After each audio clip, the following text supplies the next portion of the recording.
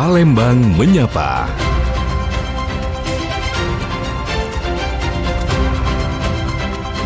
Palembang Menyapa. 92,4 FM Pro 1 RRI Palembang, kanal informasi dan inspirasi terus menemani Anda pendengar. Saatnya kami hadirkan Palembang Menyapa untuk hari ini di hari Selasa di tanggal 27 Januari 2026. Saya Esi dan juga rekan GM yang bertugas mengucapkan salam jumpa dan selamat mengikuti. Ya pendengar, di tahun 2025 menjadi mimpi buruk bagi Sumatera Selatan. Pelecehan seksual mendominasi kasus kekerasan yang dilaporkan. UPTD PPA Sumsel mencatat 95 kasus kekerasan terhadap perempuan di tahun 2025 dan mendorong perempuan untuk berani berbicara. Nah, tema yang kami hadirkan dalam Dialog Palembang Menyapa untuk kesempatan pagi hari ini seputar kasus kekerasan di Sumsel 2025 yang didominasi pelecehan seksual ini. Bersama dengan narasumber kami ada Dr. Martina Idris SHMH, seorang kriminolog, dan juga ada Asyawati Sulastri SPC MPC, psikolog ya. Dan Anda juga kami undang peran serta untuk bergabung bersama kami dalam Palembang Menyapa untuk kesempatan pagi hari ini. Bisa langsung menghubungi kami melalui line telepon di 0711369977 atau juga bisa bergabung via WA di 082179279090.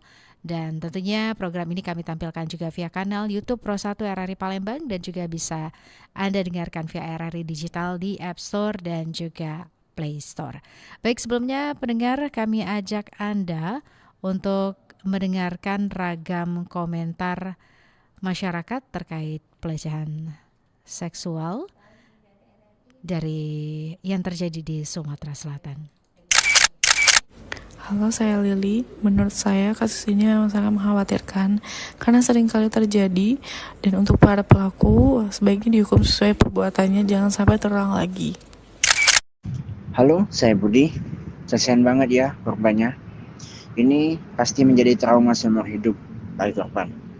Saya berharap pelaku dapat hukuman yang berat, apalagi kalau pelaku sudah sering melakukan hal serupa. Halo, saya Lili. Kami berharap kejahatan ini tidak terulang lagi ya, karena dapat meninggalkan perasaan takut dan trauma terhadap korban seumur hidupnya. Bahkan dapat menjadi dendam korban berkepanjangan.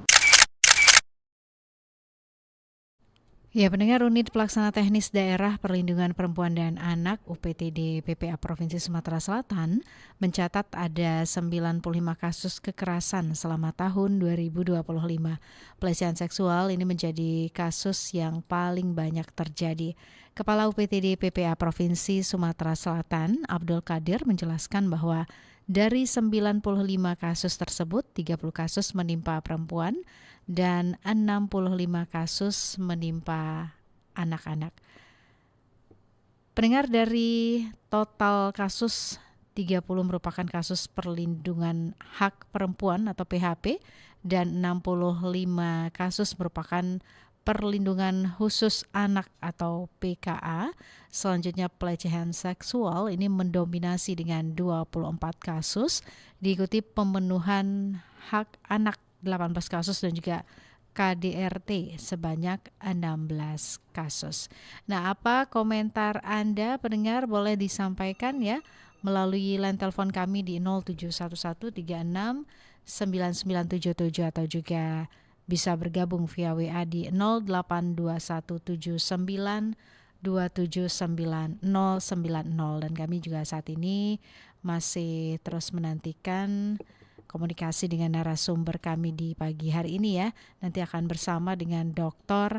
Martini Idris SHMH, kriminolog, dan juga ada Asyawati Sulastri SPC MPC yang merupakan seorang psikolog. Kembali lagi, saya informasikan untuk Anda pendengar yang ingin bergabung bisa melalui line WA di 082179279090 atau Anda juga bisa bergabung via telepon ya, bisa langsung menghubungi kami melalui line telepon kami di 0711369977 tentunya. Baik, kami masih mencoba ya komunikasi dengan narasumber kami. Ini sudah tersambung dengan Dr. Martini Idris SHMH yang merupakan seorang kriminolog. Langsung saja sapa. Assalamualaikum Ibu Martini. Waalaikumsalam Mbak Esi. Kabarnya Selamat gimana pagi. nih? Selamat pagi juga Ibu Martini. Alhamdulillah sehat walafiat. Ya. Semua rekan-rekan juga di sana ya, semoga sehat semua.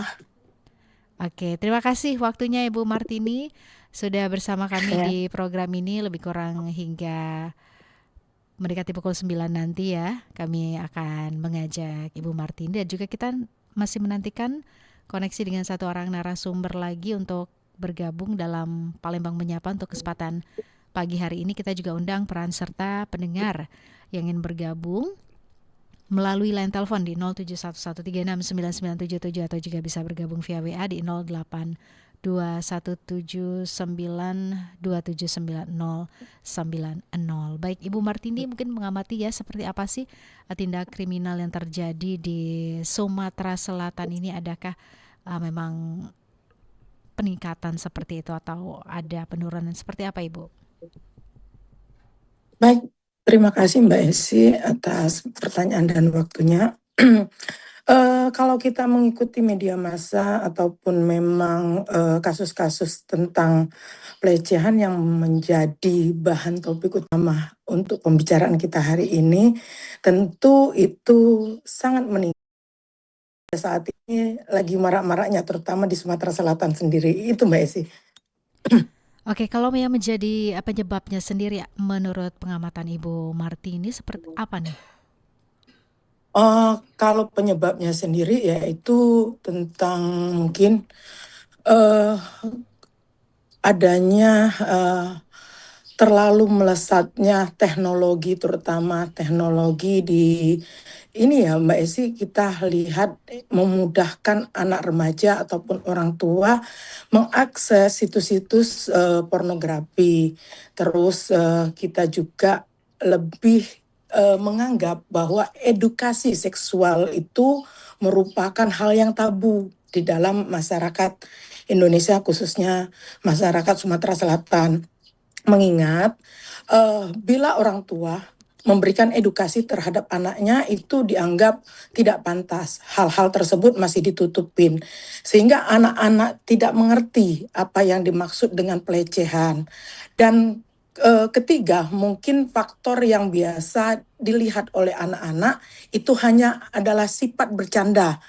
Orang tua terhadap anak, guru terhadap anak didiknya, bahkan tetangga pun bisa melakukan hal tersebut. Nah, jadi konten yang disebut dengan pelecehan seksual itu sendiri lebih tipis-tipis kadang-kadang diartikan dengan sikap bercanda oleh sebagian masyarakat kita karena ketidakmengertian dan edukasi dalam masyarakat kita. Demikian Mbak Esi. Baik, Ibu Martini, kalau berbicara idealnya gitu ya, seperti apa sih harusnya kita menyampaikan informasi agar jangan sampai anak-anak tadi ya terkena atau mengalami pelecehan seksual nih dari kacamata seorang kriminolog seperti itu? Mungkin kita membuat kesepakatan yang sederhana dulu ya. Mungkin adanya pencegahan dari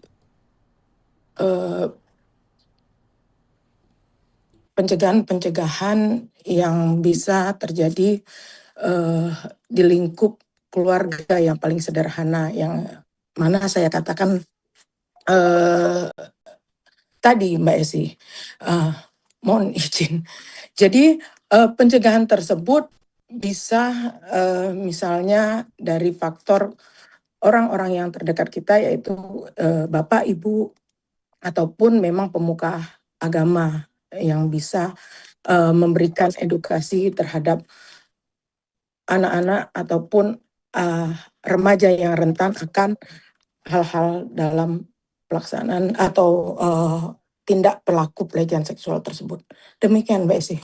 Baik, Ibu Martini, kita juga saat ini sudah tersambung dengan narasumber lainnya di kesempatan pagi hari ini. Ada Ibu Asyawati Sulastri Empesi, psikolog di pagi hari ini juga via Zoom ya.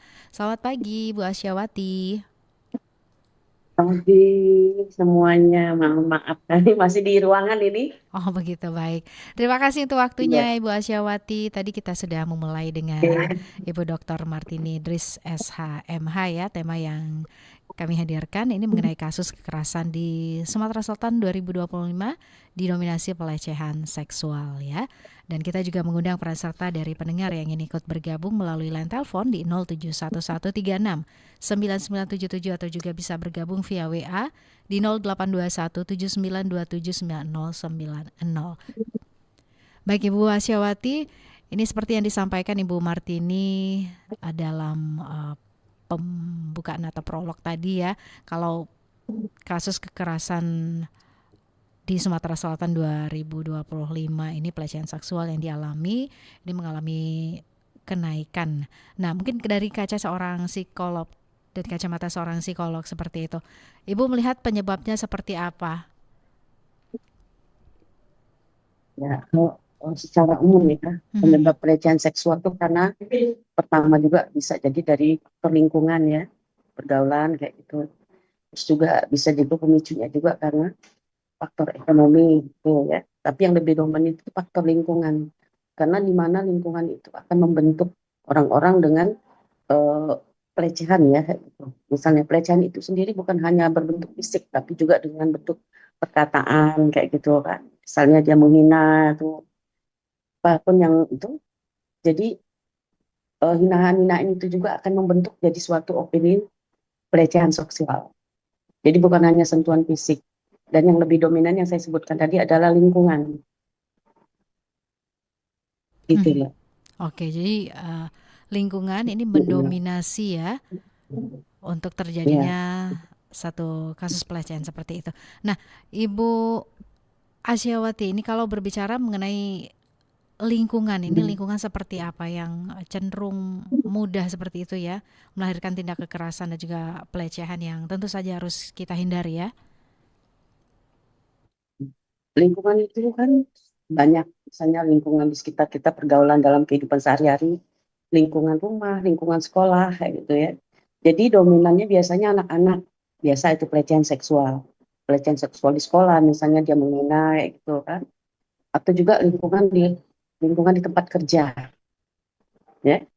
Jadi lingkungan-lingkungan itu sendiri membentuk pelaku pelecehan itu akan seperti apa, melihat situasi dan kondisi. Apakah ini bisa dilecehkan kayak gitu.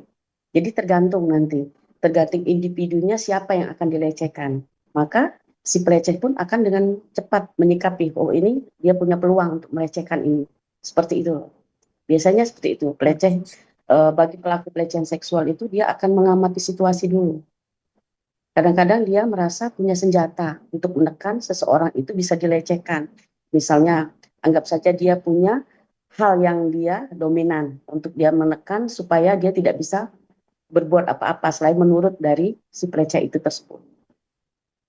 Baik, Ibu Asyawati, ini kalau berbicara mengenai sikap peka ya, yang harus ditanamkan agar perilaku kekerasan atau pelecehan ini tidak terjadi. Mungkin ada saran yang bisa Ibu sampaikan untuk mendengar kita? Ya, mungkin yang lebih penting itu apa ya, pengawasan orang tua lah yang paling lebih banyak diterapkan. Karena kan sedikit banyak korban-korban dengan pelecehan seksual itu akan terlihat dengan jelas keadaannya seperti apa, yang darinya tadi periang bisa jadi pemurung. Biasanya kalau orang-orang tua yang memang paham dengan kondisi anaknya tersebut, itu akan melihat perubahan-perubahan apa yang terjadi dengan anaknya. Bukan hanya perundungan, tapi pelecehan seksual itu bisa dilakukan. Makanya kalau orang tua yang sudah dekat sama anaknya, udah paham lah kayak gitu kondisi anaknya, selalu memantau kegiatan anak, melihat situasi pergaulannya seperti apa, dia akan paham perubahan-perubahan yang terjadi pada anak tersebut. Baik, Ibu Asyawati dan juga Ibu Martini ya, kita juga sudah menerima atensi dari pendengar via WA ini. Langsung saja saya bacakan. Ada Anita di Sukabangun. Sering pelecehan justru dilakukan guru agama di lingkungan ya, seperti pesantren. Apa sih pandangan psikolog agar masyarakat yakin anaknya bisa dititipkan di pesantren atau sejenisnya? Silakan Ibu Asyawati ya. Ya, itu sudah sering kita dengar karena ada terjadi kasus pelecehan seksual di pesantren.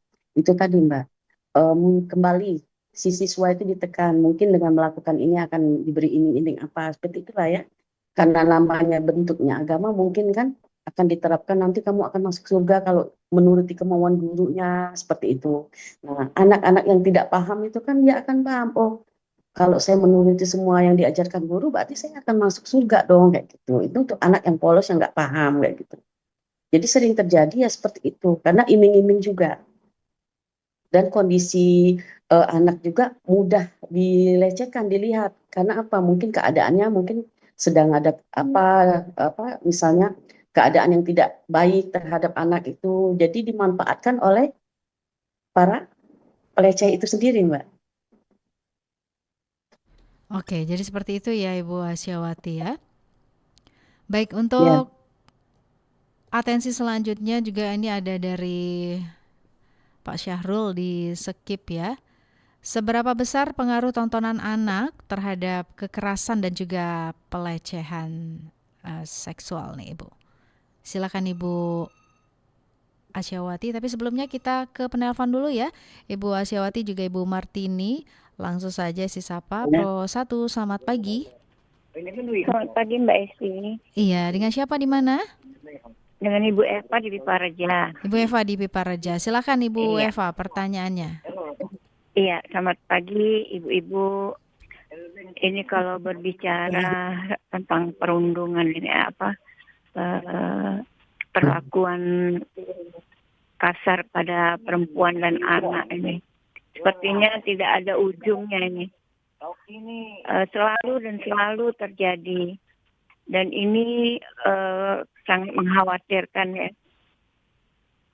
Yang ingin kami tanyakan ini, perlindungan seperti apa agar mereka yang sudah menjadi korban kasus ini tidak trauma. Apalagi tadi saya dengar ada yang berkata trauma berkepanjangan, bahkan bisa menjadi dendam bagi korban. Nah, ini bagaimana ini perlindungannya agar trauma itu hilang, itu bagaimana itu?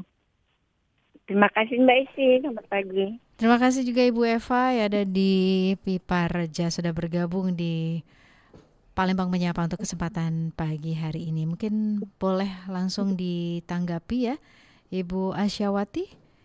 Seperti apa nih perlindungan yang harusnya diberikan ya agar terhindar dari tindak kekerasan ini, pelecehan seksual khususnya untuk perempuan? Jadi kalau berbicara mengenai anak yang sudah kena pelecehan kayak gitu kan, yang pertama adalah kita akan menangani secara profesional. Itu ada profesional tuh mungkin dari medis, dari profesional psikolog ataupun dari terapis yang sudah berpengalaman kayak gitu ya. Dan kita akan melihat sejauh mana kayak gitu dampak yang dilalui atau yang sudah dialami oleh si yang korban dari pelecehan seksual itu sendiri. Jadi ada beberapa ya terapi tadi kayak gitu, terapi apa seperti apa nanti sesuai dengan kebutuhan korbannya itu sendiri, karena sudah semua terapi itu tidak bisa semua diterapkan pada semua orang kan, karena tergantung pada usia. Misalnya anak-anak atau korbannya dewasa itu model terapisnya juga akan berbeda dan penanganan juga akan berbeda. Nanti akan dilihat. Nah, yang pertama adalah perlindungannya itu tadi sejauh ini kita peran orang tua harus penting di dalam pergaulan anak-anak dari mulai remaja awal lah ya, dari anak-anak remaja dari sampai dia dewasa. Selagi dia masih punya tanggung jawab, kita memang kita tetap harus ada komunikasi yang baik. Karena anak-anak sekarang ini sudah banyak sekali kayak gitu. Jadi mereka akan mendapatkan secara langsung bentuk-bentuk pelecehan seksual atau tontonan-tontonan seksual itu dari media yang tanpa kita ketahui. Kalau mereka sendiri yang akan menonton itu dan tanpa pengetahuan dari orang tua, itu dampaknya akan sangat berbahaya. apalagi tidak ada pengetahuan education mengenai seksual, ya. Jadi mereka akan melihat itu ya biasa, tapi lama-lama juga akan terpola karena lingkungan itu akan membentuk siapa teman-temannya kayak gitu. Jadi saya pikir peran orang tua lah yang di sini sangat kita butuhkan. Ya.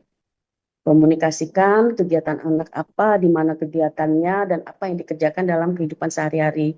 Apalagi anak menjelang masa remaja. Dengan siapa dia bergaul, seperti itu Mbak. Kita harus menyikapinya.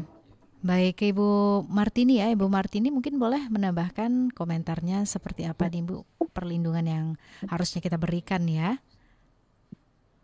Ya baik, secara kriminologi baik saya akan menanggapi tentang perlindungan hukum yang memang nanti diperoleh oleh perempuan dan anak, yaitu biasanya mereka akan dilindungi dengan Undang-Undang Nomor 23 Tahun 2004 tentang penghapusan kekerasan dalam rumah tangga itu, terus Undang-Undang 35 tentang perlindungan anak, Undang-Undang 12 Tahun 2002 tentang tindak pidana kekerasan seksual, tentang sistem peradilan pidana anak itu misalnya khususnya di anak yaitu di Undang-Undang Nomor 11 Tahun 2012. Nah, hak-hak misalnya perlindungan terhadap korban itu memang dijamin oleh negara dan memang anak dan perempuan itu memang ada undang-undang lex spesialis yang memang mereka dikatakan adalah jiwa yang rentan bagi pelaku-pelaku pelecehan seksual khususnya. Maka mereka mempunyai hak sebagai korban dalam pelecehan itu, terutama perlindungan dari ancaman pelaku itu sendiri dan kerahasiaan identitas apabila terjadi pelecehan seksual terhadap anak, terutama apalagi anak tersebut memang merupakan anak yang merupakan aset bagi negara kita. Nah, mereka juga mempunyai undang-undang khusus bagi anak tersebut, yaitu di Undang-Undang Nomor 11 Tahun 2012 yang saya sebutkan tadi, Mbak, dan Undang-Undang 35 tentang perlindungan anak itu sendiri. Nah, ada pendampingan hukum bila terjadi pelecehan seksual terhadap anak tersebut atas pemulihan dan restitusi, ada ganti rugi apabila anak dan perempuan itu mengalami pelecehan seksual. Negara telah melindungi kedua insan ini agar memang mereka mendapat perhatian khusus dari negara. Mungkin itu perlindungan yang memang didapatkan oleh perempuan dan anak di dalam negara kalau ditinjau di dalam bidang kriminologinya, Mbak. Seperti itu, Mbak. Baik, ini kita kembali ke WA tadi yang sudah dikirimkan oleh Pak Sahrul. Seberapa besar pengaruh tontonan anak terhadap kekerasan dan juga pelecehan nih? Silakan Ibu Asyawati. Ini pertanyaan yang sangat bagus Mbak ya, tadi saya sudah jelaskan di awal bahwa itu salah satunya itu tontonan yang sangat mempengaruhi anak. Karena tontonan yang didapatkan dari media sosial ini secara umum itu bisa diakses siapapun, dari anak-anak kecil, dewasa, hingga yang sudah tua pun bisa mengakses film-film seperti itu. Nah, jadi kita penanggulangannya terhadap anak ya, ke anak yang saya bicarakan. Jadi tadi peran orang tua harus melihat apa yang dimainkan anak ini sekarang ini kayak gitu. Apakah dia akan melihat media sosial itu sebagai tempat belajar atau tempat hiburan atau tempat apa? Orang tua akan mengontrol. Apalagi misalnya dia sudah mulai menyendiri, misalnya di dalam kamar, dia nggak mau diganggu, aktivitasnya dengan media sosial dia sendiri yang tahu. Nah itu sudah mulai kita curigai. Artinya bukan kita ikut campur, karena memang peran kita sudah harus di situ, sudah harus berperan. Karena orang tua tidak tahu apa yang dimainkan di dalam ruangan dengan sendiri. Dia nggak mau berkomunikasi dengan orang lain. Karena tontonan-tontonan itu bagi mereka tuh itu yang awal mereka mengenal. Nah, kita kan nggak tahu di samping itu atau ada orang lain yang bisa mempengaruhi kayak gitu. Makanya kadang-kadang kenapa orang tua perlu berperan?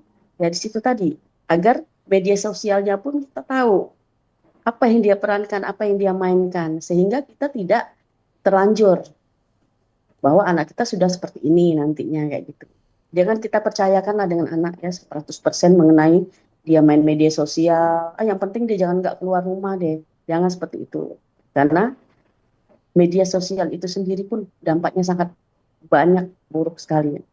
Apalagi untuk anak-anak usia yang belum tahu, belum paham apa yang mereka tonton. Itu akan jadi bumerang bagi mereka dan akan jadi salah satunya juga akan jadi korban pelecehan karena mereka melihat itu dan mereka ingin meniru seperti itu, Mbak. Jadi Ya, peran orang tua harus tahu apa yang dimainkan anaknya di media sosial. ya.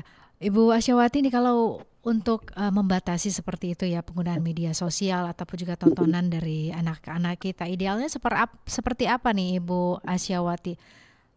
Harusnya gimana Ya, gitu ya? Karena kayaknya gadget seperti itu ya ini menjadi alat yang ampuh untuk diberikan orang tua ke anaknya, apalagi kalau misalnya sedang rewel gitu ya, udah main HP aja gitu, malah ada pembiaran. Nah, kalau baiknya seperti itu ya, harusnya gimana sih Ibu Asyawati?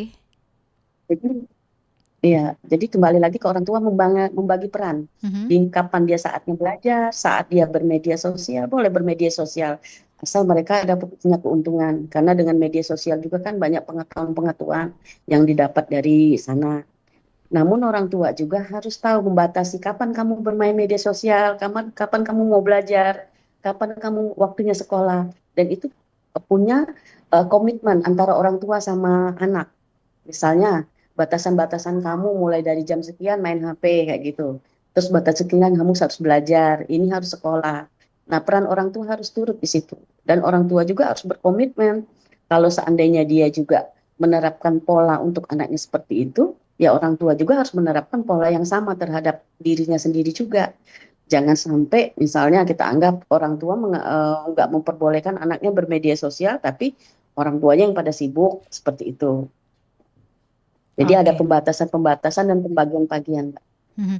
Yang Jadi jelas ada komitmen iya, antara orang tua dan anak. betul, harus dicontohkan juga dari orang tuanya ya Ibu Asyawati ya. Iya, betul. Baik, ini selanjutnya ada atensi dari pendengar juga melalui WA ya, ini untuk Ibu Martini nih pertanyaannya.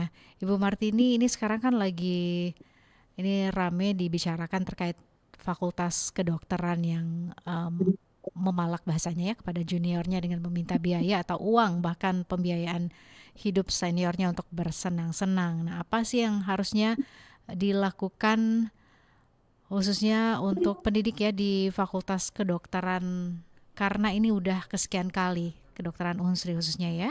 Silakan nih Ibu Martini mungkin ada komentarnya seperti apa terkait kasus yang sedang terjadi ya.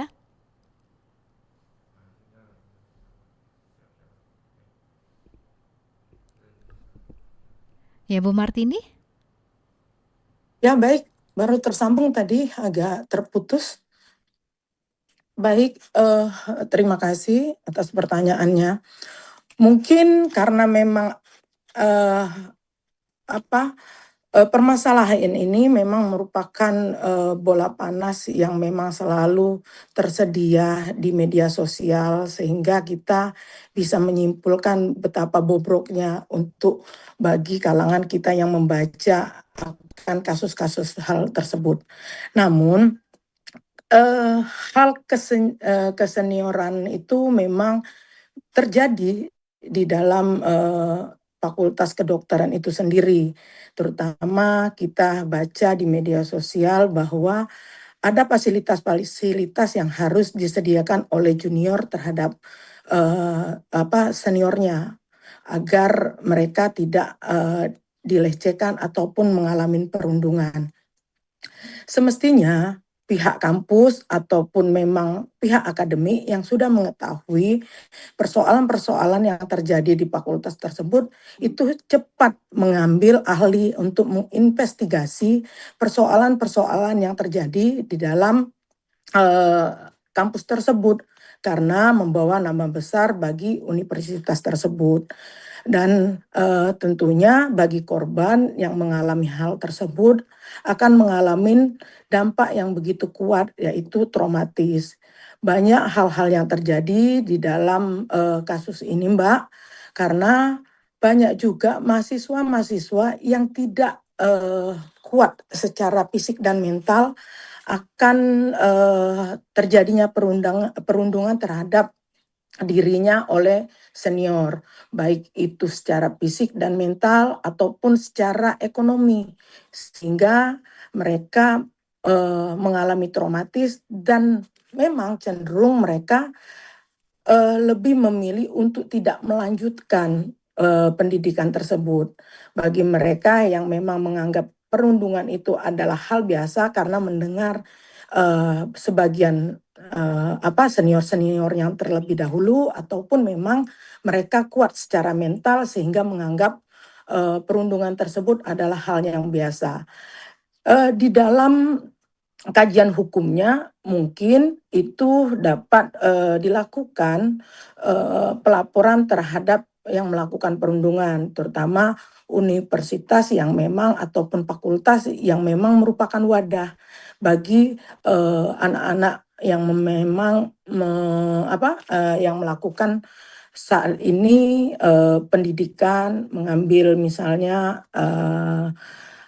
pendidikan untuk spesialis khususnya seperti itu, sehingga mereka akan mendapatkan perlindungan hukum baik itu di tingkat kepolisian ataupun secara minimal mereka akan mendapat perlindungan dari pihak universitasnya. Demikian, Mbak. Ya, baik, terima kasih Ibu Martini untuk penjelasannya ya. Dan tentunya kita akan lanjut lagi nanti, tapi kita jeda sebentar. Ibu Martini juga Ibu Asyawati tetap terus bersama kami di 92,4 FM Pro 1 RRI Palembang. Karena informasi dan inspirasi pendengar Anda yang ingin ikut bergabung juga masih kami nantikan atensinya ya di 0711369977 atau juga bisa bergabung via WA di 082179279090. Kanal informasi dan inspirasi Pro 1.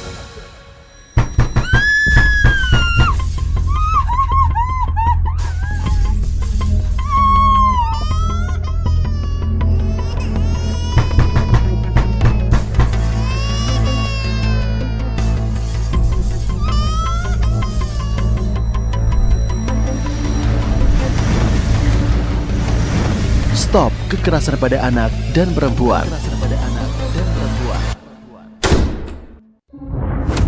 Kekerasan tidak hanya meninggalkan luka, juga merenggut harapan dan membunuh masa depan.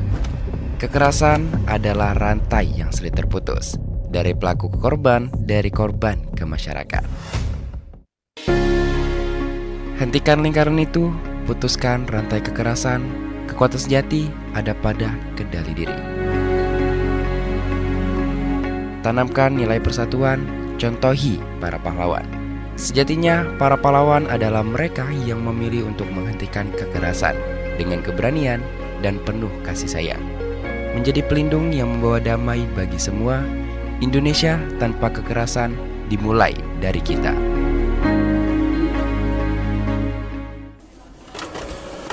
Aduh, salah print lagi. Ini udah ketiga kalinya nih hari ini. Mesin printnya sih nggak salah. Jadi kamu yang buru-buru, Ri. Iya sih, tapi sayang banget ya, kertasnya jadi kebuang sia-sia. Nah, daripada dibuang, mending dipakai lagi aja. Nih, baliknya masih kosong kan? Bisa nih, Rit, buat catatan, draft, atau coret-coret ide juga bisa. Oh iya ya, bener juga. Di kantor ini mah kita juga bisa pakai kertas daur ulang buat cetak internal. Lebih hemat dan ramah lingkungan kan? Oke, mulai hari ini aku jadi duta kertas satu sisi nggak berarti selesai. Asal jangan jadi duta salah print nasional aja sih, Rit. Satu sisi belum tentu usai. Gunakan kembali kertas bekas untuk kurangi limbah, hemat sumber daya, dan bantu jaga lingkungan. RRI Digital dengan tampilan baru, berbagai konten kolaborasi dari berbagai program nasional, termasuk siaran visual langsung, siaran radio langsung, daftar putar musik, podcast, berita video, dan berbagai fitur interaksi pengguna dalam permainan. Berbagai konten menarik seperti suka, komentar, dan berbagi, serta obrolan langsung dengan penyiar dan pengguna.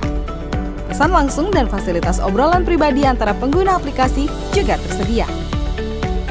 RRI Digital tersedia di Google Store dan App Store. RRI Digital. Kanal informasi dan inspirasi Rosa 1.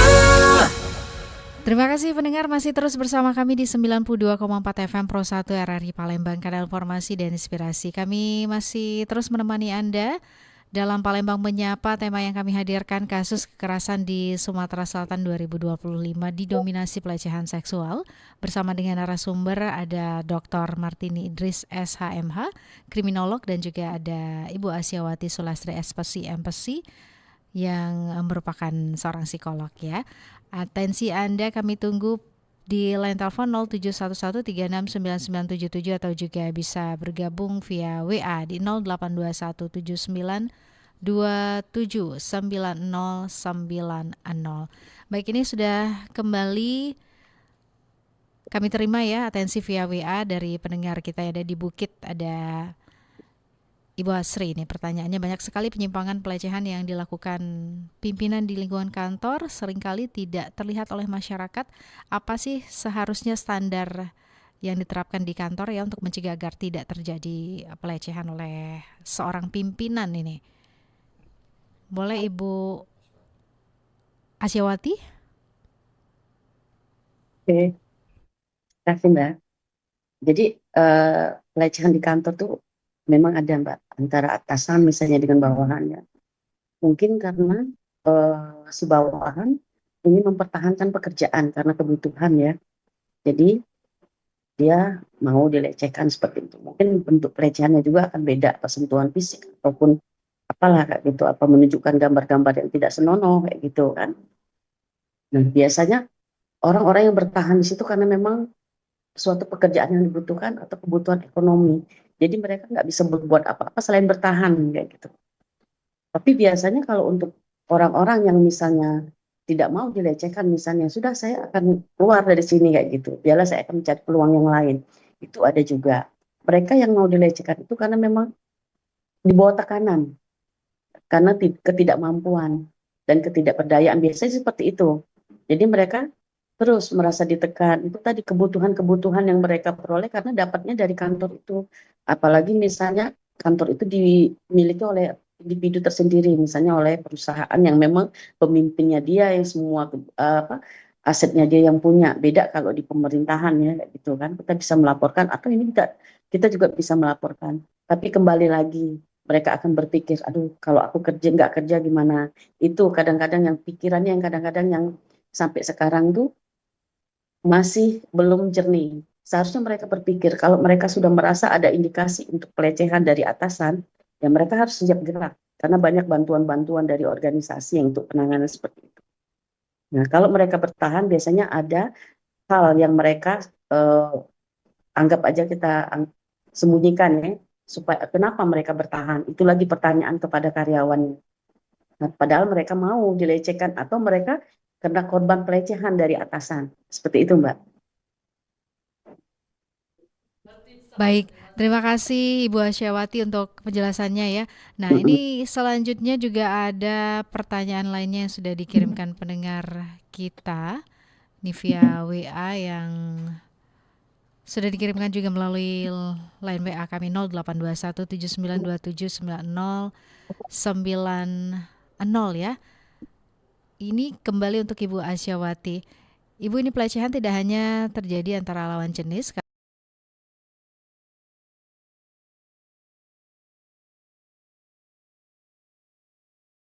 di Sumatera Selatan khususnya tidak tegas menindak anak-anak yang sudah terlihat menyimpang agar tidak terjadi baik siswa ataupun juga tenaga pengajarnya yang melakukan penyimpangan seperti itu. Silakan nih Ibu Asyawati. Ya, tadi sempat nggak kedengar suaranya Mbak. Jadi sepintas kayak saya lihat tidak hanya lawan jenis ya. Betul, yang Ibu terjadi Asyawati. pelecehan seksual seperti itu ya. Ya. Jadi pelecehan itu tidak hanya terjadi di lawan jenis, tapi juga ada yang berbentuk lain lah seperti itu ya. Korban-korbannya itu bukan hanya lawan jenis, tapi juga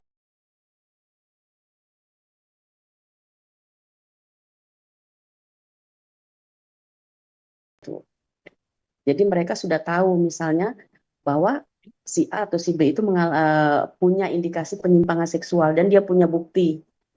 Jadi si peleceh tadi akan lebih cepat menekan bahwa ini akan tersebar loh kayak gitu. Jadi bukan hanya lawan jenis aja yang dia mainkan, tapi juga mungkin ada yang bentuknya di luar itu tadi yang saya anggap tadi ya. Baik. Karena dia punya penekanan. Ibu Asyawati juga Ibu Martini, kita tersambung dengan penelpon, kita sapa ya. Pro 1 selamat pagi. Selamat pagi Pro 1. Pak Irwansyah di Bandung Timur ya. Silakan, ada pertanyaan atau komentarnya Bandung seperti Timur, apa? ya. Bandung Barat sekarang lagi dapat musibah tuh kan. Nah, betul.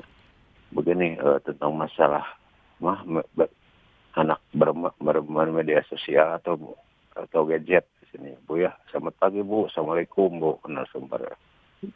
Begini ya, di era sekarang kan mau bagaimana dididik dengan main gadgetnya sejak usia dini kan, usia 3 tahun kan sudah hafal. Dimana mungkin seorang ibu pengen tenang bekerja di rumah, anaknya juga tenang, itu kan. Nah seperti itu. Tapi secara ini memperhatikan mendidik yang tidak benar. Ketika ibunya tenang bekerja, anaknya juga tenang, beres pekerjaan, bisa diambil kan nangis tuh kan, nggak bisa di ini, tetap ingin itu lagi. Nah itu seperti bagaimana menurut pendapat ibu ke depan kalau seandainya terjadi seperti bukan seandainya, memang kenyataan memang seperti itu di mana-mana kan. Nah jadi si ibu juga pengen tenang dalam arti jadi tidak mau ribet kan. Nah bagaimana kan saya seperti beginilah, saudara-saudara saya kan banyak dididik jangan sama dilarang, tidak boleh, walaupun nangis sedikit wajar, coba jangan dididik sejak awal. Jadi akibatnya kan seperti itu. Bagaimana sih untuk masa depannya seperti itu? Mohon penjelasan dari Ibu. Terima kasih Bu. Assalamualaikum. Waalaikumsalam warahmatullahi wabarakatuh. Terima kasih Pak Irwansyah dari Bandung Timur. Atensinya ya, ini kembali mengenai penggunaan gadget. Kalau tadi bahasanya Pak Irwansyah, anak-anak ini dididik dengan gadget, orang tua juga, ibu khususnya nggak mau ribet gitu ya kalau anak-anaknya nangis seperti itu. Baik, nanti dijawab ya Ibu Asyawati juga Ibu Martini, nanti boleh juga berkomentar tentunya untuk pertanyaan yang disampaikan Pak Irwansyah di Bandung Timur. Tapi kita jeda sebentar, pastinya tetap terus bersama kami di 92,4 FM Pro 1 RRI Palembang, kanal informasi dan inspirasi. Kanal informasi dan inspirasi Pro 1. Kilau Pancasila, refleksi dan implementasi Pancasila untuk anak negeri.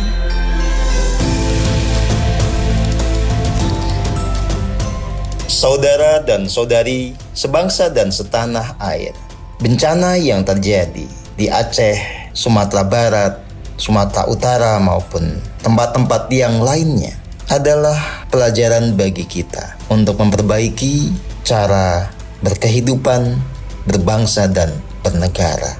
Kita tidak bisa memungkiri bahwa ada faktor dari ulah manusia. Kita tidak bisa memungkiri fakta ada pihak-pihak yang melakukan deforestasi, membuat hutan jadi gundul, tanah tidak punya lagi daya untuk menyerap air, dan itu semua berkaitan dengan dominannya sikap serakah dari manusia.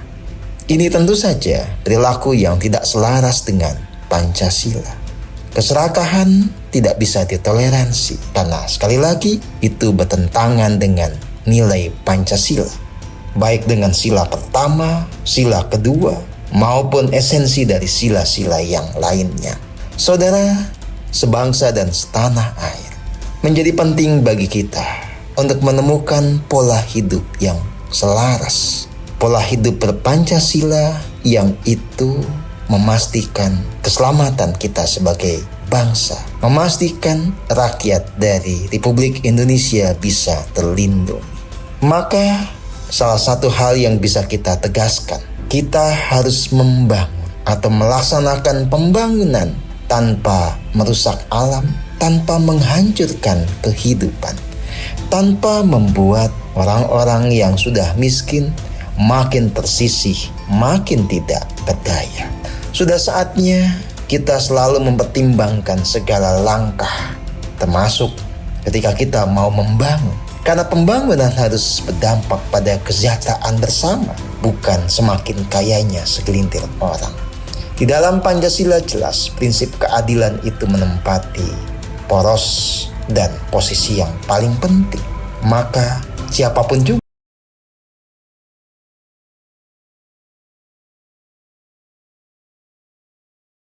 pastikan Anda berada di frekuensi yang tepat untuk mengikuti seluruh ragam acara RRI Palembang yang bisa Anda dengarkan di seluruh jangkauan siar yang ada di Sumatera Selatan. Pro 1 RRI Palembang 92,4 MHz, Pro 2 91,6 MHz, Pro 4 88,4 MHz, Pro 5 89,2 MHz, Pro 3 93,7 MHz. Stasiun Relay Batu Raja 90,5 MHz, Stasiun Relay Belitang 97,6 MHz, Stasiun Relay Empat Lawang 98,9 MHz, Stasiun Relay Indralaya 93,9 MHz, Stasiun Relay Lahat 90,2 MHz, Stasiun Relay Lubuk Linggau 95,1 MHz, Stasiun Relay Muara Beliti 90,0 MHz, Stasiun Relay Muara 2 88,7 MHz, Stasiun Relay Musirawas Utara 93,5 MHz, Stasiun Relay Pagar Alam 97,7 MHz, Stasiun Relay Kabupaten Penukal Abab Lematang Ilir 89,0 MHz, Stasiun Relay Prabu Muli 99,9 MHz, dan Stasiun Relay Sekayu 90,3 MHz. RRI Palembang. Selamat datang di era digital baru. RRI News kini hadir di genggaman Anda dengan aplikasi mobile terbaru. Temukan berita online terkini, cepat, dan terpercaya langsung dari perangkat Anda dengan fitur pembaruan berita real time dari aplikasi mobile RRI News. Anda tak akan pernah ketinggalan informasi. Nikmati kemudahan akses berita nasional dan internasional, berita terpopuler, dan video berita terbaru kapan saja dan di mana saja. Dilengkapi dengan teknologi terkini, aplikasi mobile RRI News memberikan pengalaman membaca yang lebih baik. Dapatkan notifikasi berita penting langsung di layar ponsel Anda. Jelajahi kategori berita yang Anda minati, mulai dari politik, ekonomi, budaya, hingga olahraga. Anda juga bisa berbagi berita penting kepada teman dan keluarga melalui media sosial dan aplikasi pesan, menjaga Anda tetap terhubung dengan dunia di sekitar Anda. Memiliki jaringan lebih dari 80 microsite tersebar dari Sabang sampai Merauke, serta memiliki tren pembaca yang semakin meningkat. RRI News menghadirkan liputan berita terlengkap dan terkini dari seluruh Indonesia. Unduh sekarang di Google Play dan App Store aplikasi mobile RRI News, membawa dunia ke dalam genggaman Anda.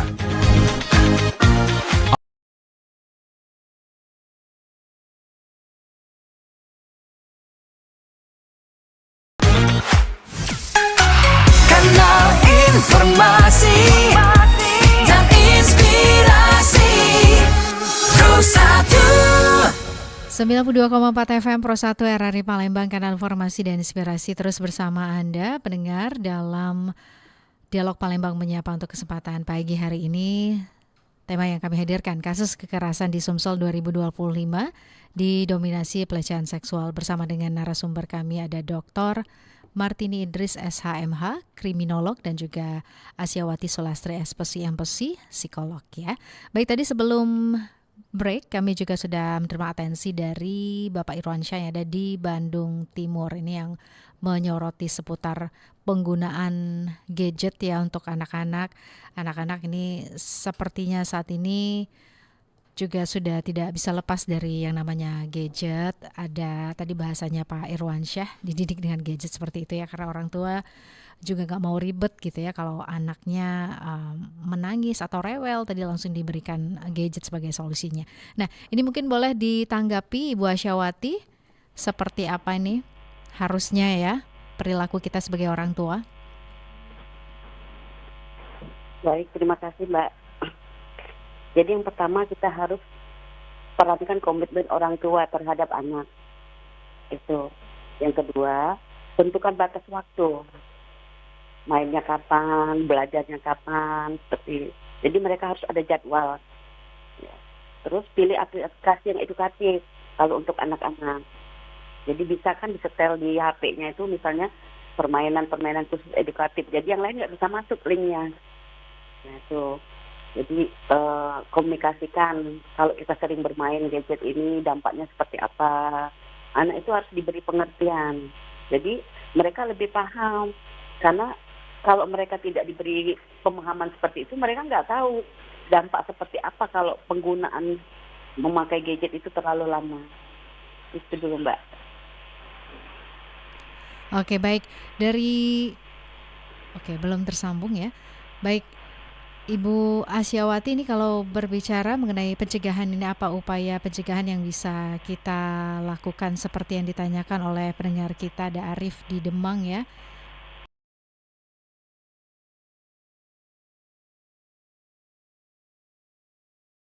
Pelecehan seksual ini seperti apa nih Ibu? Ya, biasanya kalau untuk kasus pelecehan seksual itu sudah ada organisasi-organisasi itu yang untuk mengatasi permasalahan ini. Right? Jadi mereka sedang mengadakan seminar education seksual untuk anak-anak usia dini, remaja. Jadi mereka tahu bahwa seksual itu seperti apa dampaknya kalau dilakukan. Dan jadi korban pelecehan seksual itu akan seperti apa. Jadi sudah ada itu organisasi-organisasi tertentu. Biasanya sekolah-sekolah itu sering kerjasama dengan profesional, baik medis, hukum maupun psikolog untuk memberikan wejangan-wejangan kepada anak-anak didik mereka dari usia dini sampai usia remaja. Baik, Ibu Asyawati, kalau kita melihat gitu ya, ini banyaknya korban yang enggan melaporkan seperti itu, telah terjadi kekerasan atau juga pelecehan, ini apa upaya yang juga bisa kita lakukan nih? Iya, biasanya kalau mereka korban pelecehan itu diketahui oleh orang lain, seperti orang tua atau lingkungan lah ya, kenapa dia nggak mau ngadu? Biasanya itu karena faktor malu. Dia akan menyebar.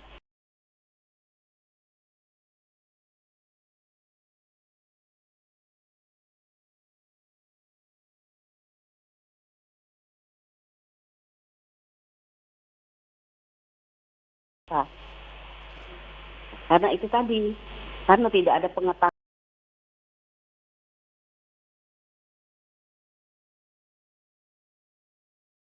maupun orang tua dan orang terdekat juga tidak mau, sudahlah nanti menyebar aibnya lebih jauh lagi, anak kita akan seperti apa. Nah itu yang ada dalam pikiran mereka untuk saat itu. Tapi mereka tidak paham ke depannya seperti apa korban dari pelecehan seksual ini.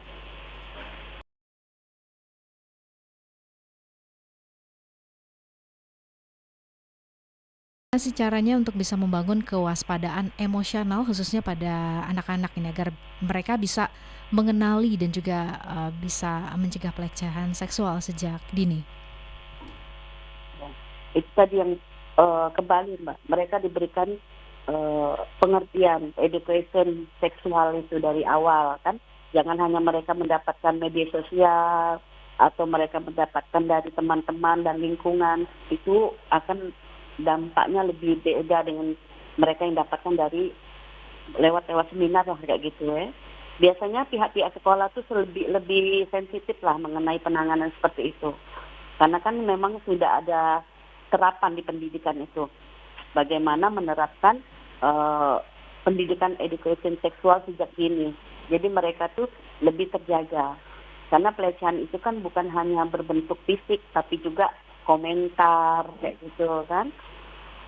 Jadi mereka tuh harus diberi pengetahuan lebih awal mengenai sexual education dari dini. Baik, Ibu Asyawati, terakhir ada closing statement yang bisa disampaikan untuk pendengar kita, silakan Ibu.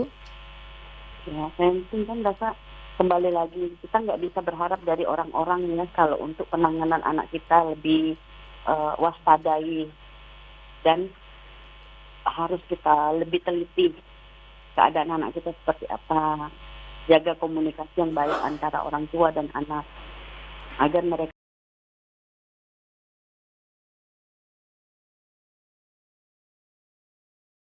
baik aja antara orang tua dan anak.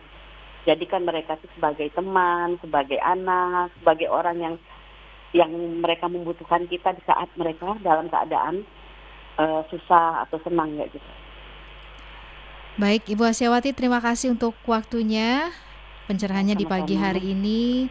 Semoga tentunya apa yang kita sampaikan ini dapat bermanfaat untuk pendengar kita. Kita juga bisa mencegah seperti itu ya, Amin, terjadinya kasus pelecehan seksual ini.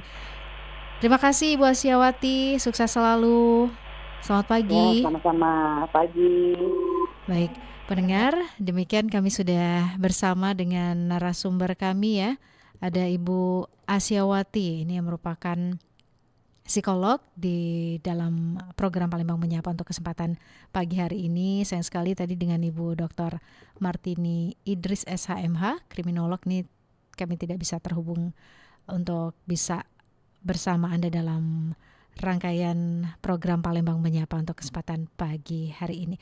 Dan dengan demikian, pendengar, hingga di sini kebersamaan Esi menemani Anda dalam Palembang Menyapa untuk pagi ini di hari Selasa 27 Januari 2026. Terima kasih untuk atensi Anda, tetap terus bersama kami di 92,4 FM Pro 1 RRI Palembang, kanal informasi dan inspirasi. Palembang Menyapa.